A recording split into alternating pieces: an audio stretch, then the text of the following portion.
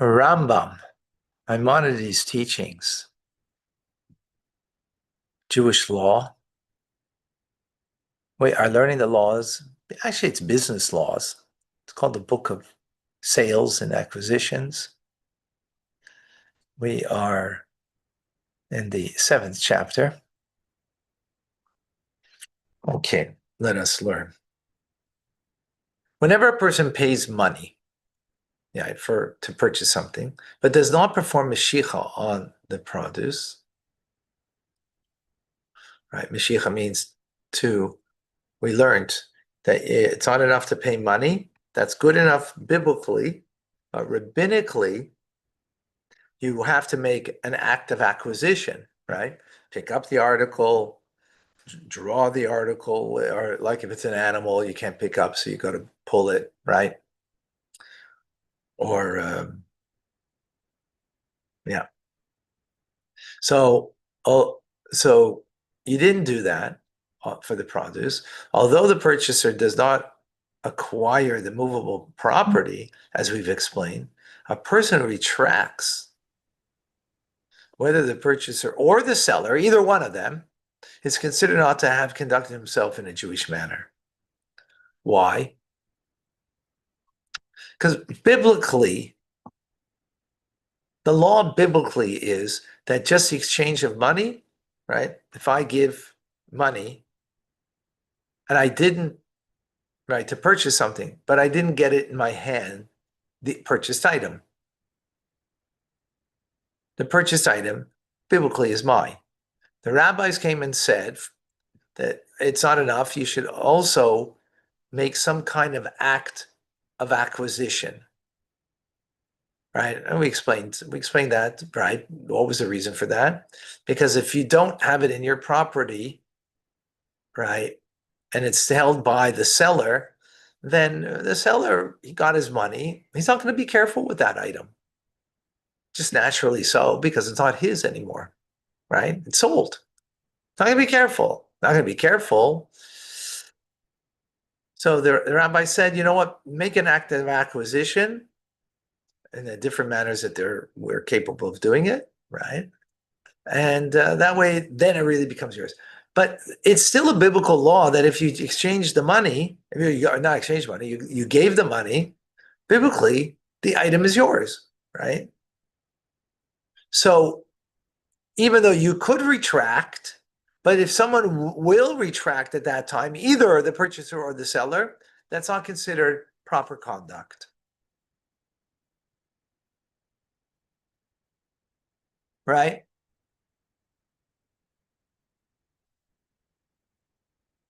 So he's liable to receive an adjuration referred to as a mishapara, meaning a curse. A curse. You can get a curse, even if the purchaser only made a deposit. If either of the parties involved retracts, the party is eligible to receive an adjuration referred to as a mishapara. Okay. Interesting. So what does receiving an adjuration refer to as a mishapara involve? He is cursed in court and is told, may he who exacted retribution from the generation of the flood, the generation of the dispersed, which is the Tower of Babel, the inhabitants of Sodom and Gomorrah, and the Egyptians who drowned in the sea, exact retribution from a person who does not keep his word.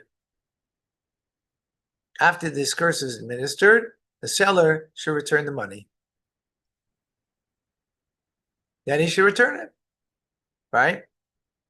Now, person doesn't, this is obviously a deterrent for somebody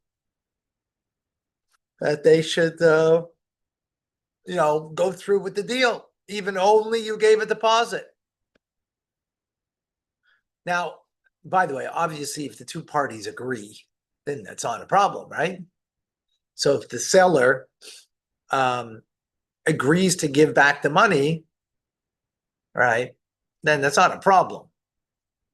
But if he feels that he was shortchanged and he's upset, so he can have this administered, right, by the court.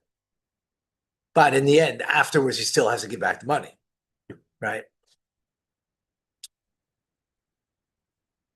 Now, halacha number 3. The following laws apply when a purchaser pays either completely or partially for movable property, and he desires to purchase and then retracts, and the seller tells him, come collect your money. The money is considered to be an entrusted object. It is as if it is stolen or lost, the seller is not responsible for it. Right. So at the moment, remember, they exchange money, but now they could be in a different town, right? Or whatever. And so he wants back his money. He's reneging on the deal. So the moment he says, come get it, what is that money?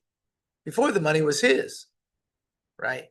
Now he is considered as an entrusted of that person's money. And therefore, if it was stolen or lost, he's not responsible for it. Yeah, as an unpaid watchman, he's considered, right? We learned these laws. If it was a paid watchman, by the way, which he's not obviously a paid watchman. Why? Because he's got to return the money. It's not like, okay, I'll keep a few bucks of it as a paid watchman. Actually, if he did keep a few bucks, then he's a paid watchman. And then if it was stolen or lost, he'd be responsible. If, however, the seller retracts, so that's when the purchaser retracts, right? But what happens if the seller retracts? The money is considered within his domain, and he's responsible for it, even if he tells the purchaser, come collect the money. So if the seller retracted, he becomes responsible. Yeah. It's like a loan. Okay, it's considered like a loan. And a loan, you're responsible. If you lose money from the loan, hey, you're responsible. If it was stolen from you, right? Like, you went and borrowed money and you were traveling home and you lost the money. You still have to pay the loan. Still got to pay the loan. That's how he's considered. Psh, amazing. This applies until he receives the adjuration mishapara, and tells the purchaser afterwards, come and collect the money.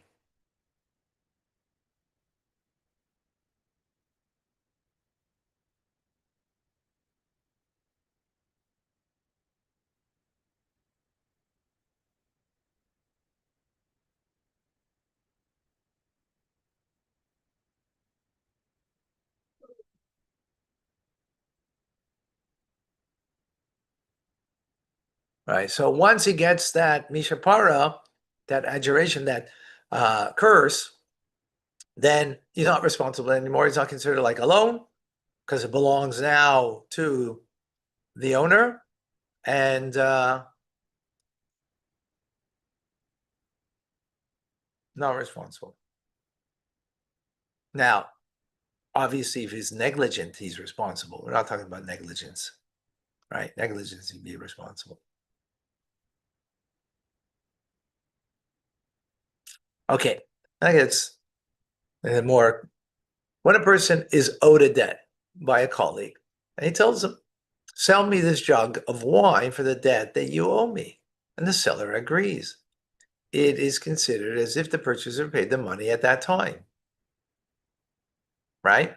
So it's as if he paid him now. Now, what happens if either the party retracts? He's liable to receive a adjuration mishbara, right? Because what happened to that loan? That loan now became a payment. It's not a loan anymore. It's a payment. Now I want to retract. Oh, then you got to read mishbara, because there was no active acquisition here, right? So you got a mishbara. Moreover, you sold him landed property in exchange for the debt. Neither party is allowed to retract rather. This applies even if the money given as a loan is no longer in the seller's possession at the time of the sale. Right, because this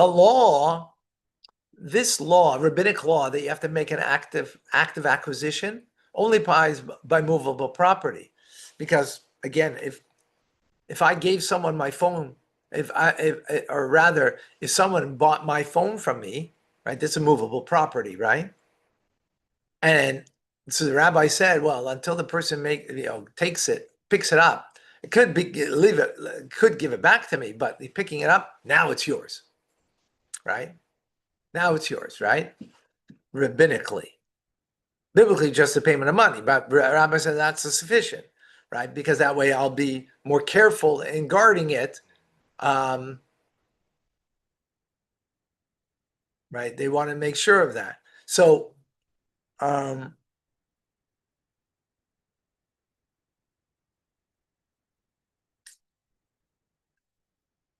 when would that fear occur? Only by movable property, not by landed property, right? Right, landed property. No one's there's nothing to guard, right? It's a piece of land, not a problem. So you don't. The sale is sufficient with money. You don't need to make an act of acquisition. Clear? So you can't retract. If either party retracts it, this applies even if you gave money as a loan, is no longer, right? Even if right, what happened here?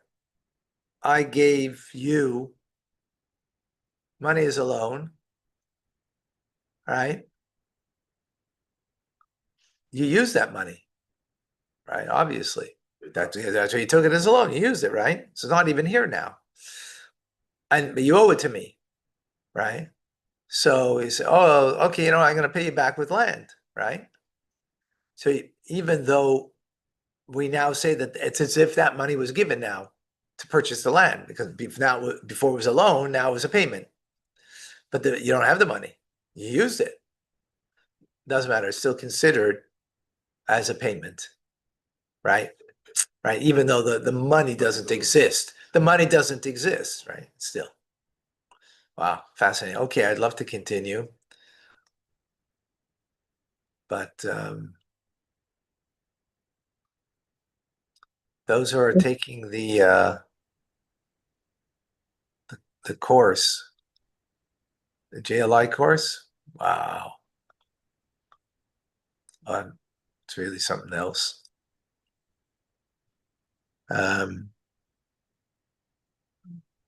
feel bad for those who are not taking it. It's really something else.